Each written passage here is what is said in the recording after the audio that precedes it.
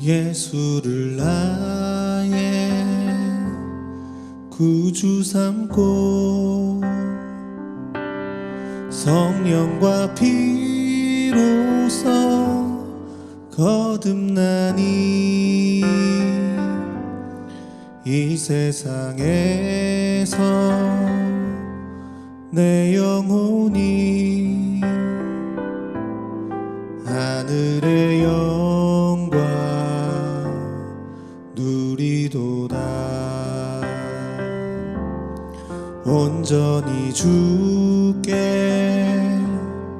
맡긴 내 영 사랑의 음성을 듣는 중에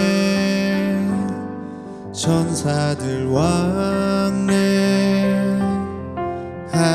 것과 하늘의 영광 보리로다. 이것이 나의 간증이요 이것이 나의 찬송일세. 나 사는 동안 끊임없이 구주를 찬송하리로다.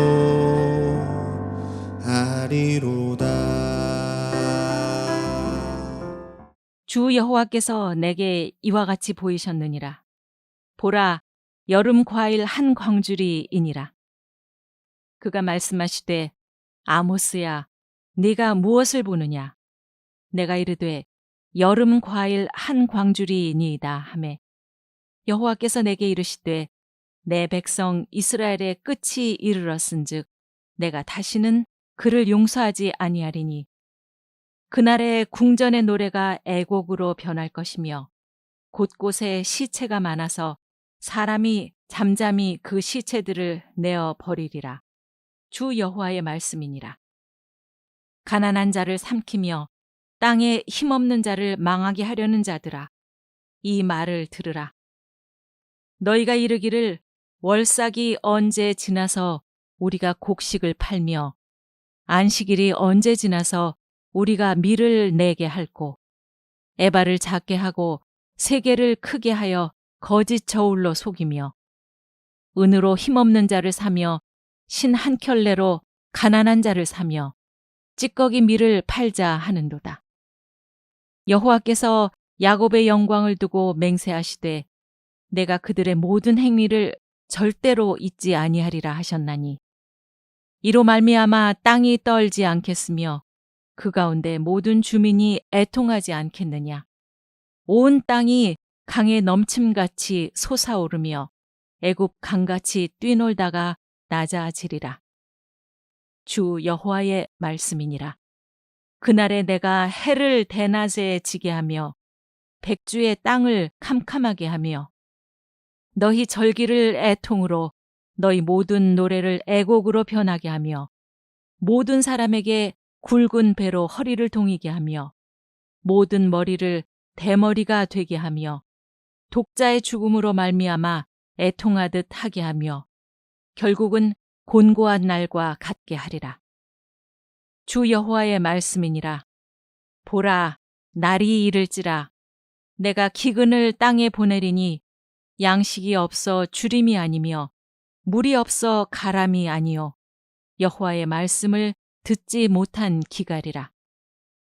사람이 이 바다에서 저 바다까지 북쪽에서 동쪽까지 비틀거리며 여호와의 말씀을 구하려고 돌아다녀도 얻지 못하리니 그날에 아름다운 처녀와 젊은 남자가 다 갈아여 쓰러지리라.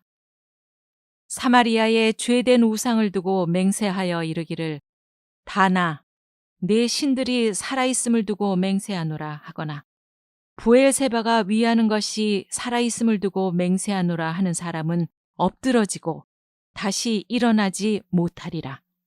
자, 7장부터 이 아모스 9장까지는 이 하나님께서 아모스에게 보여주신 이 5가지 환상이 나오고 있습니다. 자, 오늘은 이 4번째에 해당하는 이 환상입니다. 자, 하나님께서는 이 아모스에게 여름과일 한 광주리 상자를 여름과일 한 광주리를 환상을 통해서 이제 보여주고 계십니다. 자, 여름과일이 차 있는 광주리, 그 환상을 본 아모스의 머릿속에서는 이 농사철의 이미지, 이 농사철의 마지막이 연결이 되었을 겁니다. 왜냐하면 당시 농업의 주요 계절을 좀 우리가 살펴보면 봄에는 이제 씨를 뿌리고요, 초여름에는 이제 보리와 밀을 수확했다라고 합니다. 그리고 이제 여름 과일을 수확하게 되는 이 시기는 이제 여름이 끝나는 여름 말기에 있었던 것이죠. 그러니 여름 과일 광주리를 본 이 아모스는 농사철이 이제 지금 마무리되어 가고 있구나라는 것을 이제 깨달았을 겁니다. 게다가 이제 여름 과일이라고 하는 히브리 발음은 이제 카이츠인데 끝이라고 하는 히브리어는 이제 캐츠라는 발음을 씁니다. 약간 이제 언어 유희죠. 그래서 여름 과일과 이제 끝이라는 이 두 용어의 발음이 이제 매우 유사하기에, 그리고 하나님께서 이제 2절에서 말씀하시듯이 이스라엘의 끝이 이르렀다라고 하시는 장면을 보게 되면 이스라엘의 지금 심판이 가까워지고 있구나라고 하는 것을 이제 아모스가 알게 되는 것이죠. 자, 이제 이스라엘 백성들은 이제 심판이 다가올 것이고 또 그들은 기근을 맞이하게 될 것이다라고 하나님께서 이제 말씀하고 계신 겁니다. 자, 아모스가 활동하던 시대에 이 북이스라엘은 역사적으로 빈곤한 시대는 아니었습니다. 자, 여로보암 2세가 이제 통치하던 시대였고요. 정치적으로도 또 그리고 군사적으로도 안정된 시기였습니다. 자, 그런데 이제 이들을 향해서 하나님께서는 이제 기근을 맞이할 것이다, 이렇게 하면서 이제 심판을 예고하십니다. 자, 사실 이때는 주요 무역로를 또 장악을 해서 이게 상업적으로도 굉장히 번성을 이루었던 시기였고, 또 금과 은이 보다 잘 유입되던 시기였습니다. 농업 생산량도 이제 풍부했습니다. 자, 이 당시에 이제 부유층의 삶을 살펴보면 값비싼 이제 집을 짓기도 했고요, 또 값비싼 침대와 상하 장식을 사용했다라고 우리가 지난번에 말씀드렸죠. 자, 그러나 하나님께서는 이들이 곧 이제 기갈할 거다, 굶주리고 목마르게 하신다라는 사실이죠. 소유냐 존재냐라고 하는 아주 유명한 책을 기록한 에리 프롬은 이렇게 얘기하는데요. 소유는 풍요로움을 약속하지만 결국 사람을 더 고립시키고 공허하게 만든다.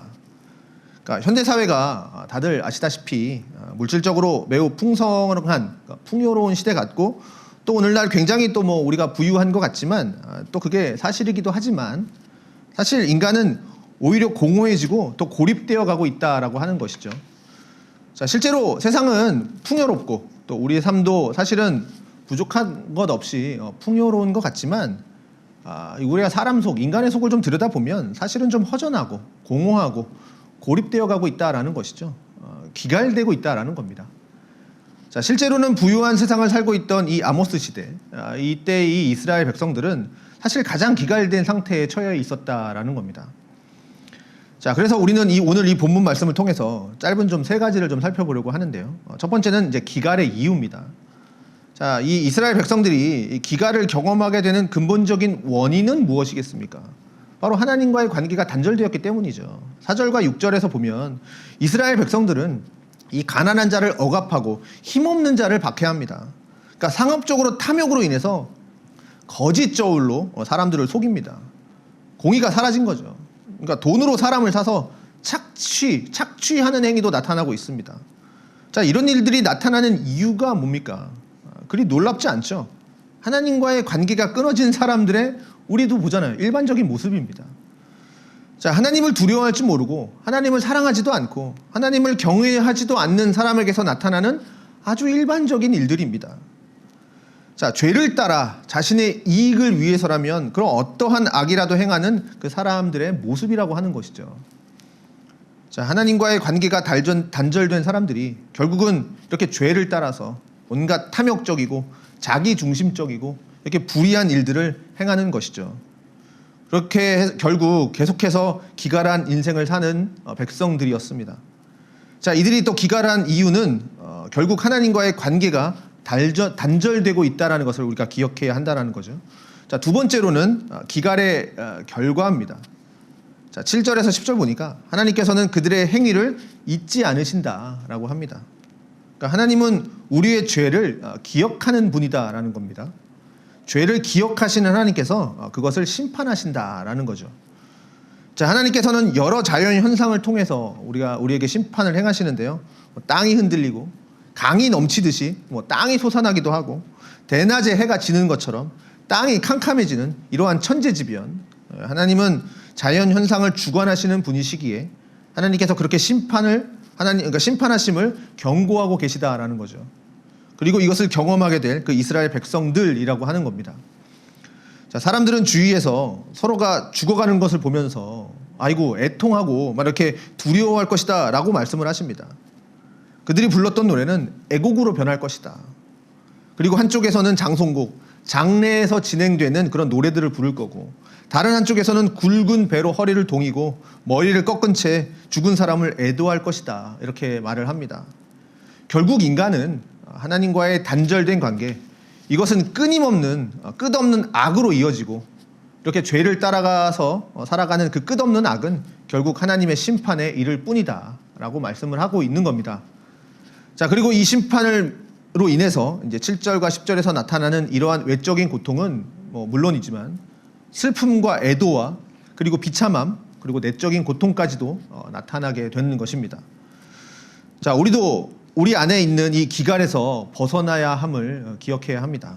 오늘처럼 부유하고 풍요로운 시대는 없었다라고 합니다. 물론 제가 아주 옛날에 60년대를 살아보지는 않았지만 최소한 제가 어렸을 때 시절보다 지금이 훨씬 부유하고 풍요로운 것은 사실입니다. 교회 학교에 있는 어린이들만 봐도 먹고 싶은 음식이 있으면 말만 하면 부모님이 동하기만 하면 사주십니다. 언제든 부모님이 사주시죠. 주일이면 상당히 많은 수가 또 놀러 가기도 합니다. 그렇다고 그들 안에 진짜 기쁨이 있고 풍요로움이 있느냐? 안타깝게도 그렇지가 않다라는 사실이죠. 자, 이 11절에 나온 것처럼 양식이 없어서 줄이는 것도 아니고 물이 없어서 가라는 것도 아니라는 것입니다. 자, 오늘 우리의 마음은 어떻습니까? 이처럼 부족한 것도 아쉬운 것도 이렇게 없는 이러한 세상 속에서 진정 우리의 마음은 어떻냐라는 것이죠. 에리 프롬이 아까 얘기했던 것처럼 여전히 공허하고 여전히 허전한 우리의 상태, 다른 어떤 것으로 채우고 또 채워도 여전히 기갈한 우리의 상태를 보라라는 겁니다. 이러한 우리의 기갈한 상태, 이처럼 목마르고 굶주린 우리의 상태를 우리가 어떻게 해결해야 되겠습니까? 자, 마지막 세 번째로 오늘 성경은 기갈의 해결책에 대해서 말을 하고 있습니다. 그들의 기갈을 해결할 수 있는 유일한 길은 하나님의 말씀에 있다라는 사실이죠. 자, 이스라엘 백성들이 기갈한 이유는, 이스라엘 백성들이 굶주리고 목말란 이유는 그들 안에 하나님의 말씀이 없었기 때문입니다. 그러나 이스라엘 백성들은 어리석게도 이 사마리아의 죄된 우상이나 이 브엘세바를 대상으로 두고 다른 것에서 계속해서 그들의 마음을 채우려고 합니다. 자, 기갈된 그들의 마음을 채우려고 다른 우상을 지금 살펴보고 있다라는 거죠. 하나님께서는 그들을 향해서 말씀하시기를 그들이 다시 일어나지 못할 것이다 라고 말씀을 하십니다. 자, 하나님이 아닌 다른 어떤 것도 우리의 마음을 채울 수 없다라는 겁니다. 지금 이스라엘 백성들의 기갈을 채울 수 없다라는 거죠. 자, 유명한 철학자 파스칼은 인간의 마음 속에는 하나님만이 채울 수 있는 공간이 있다. 여러분, 공허하고 허전한 우리의 마음을 무엇으로 채울 수 있겠습니까? 하나님의 말씀이 없으면 우리는 하나님을 외면하고 하나님과의 관계가 끊어지면 우리의 마음은 굶주리고 목마를 뿐입니다. 자, 세상의 좋은 것들 모두를 다 가졌다 할지라도 하나님의 말씀이 우리 가운데 없다면 우리는 여전히 공허할 뿐입니다. 자, 그러나 세상에서 좋은 것 하나 우리가 못 가졌다 할지라도 하나님의 말씀이 우리 가운데 있다면 우리 안에는 소망이 있는 것이죠. 자, 사랑하는 성도 여러분, 생명의 떡이신 그리스도께로 나아오십시오. 그분만이 우리의 공허한 마음, 기갈한 마음을 채울 수 있는 유일한 분이십니다. 그분의 생명의 떡이 되셔서 우리를 위해서 친히 찢기셨습니다.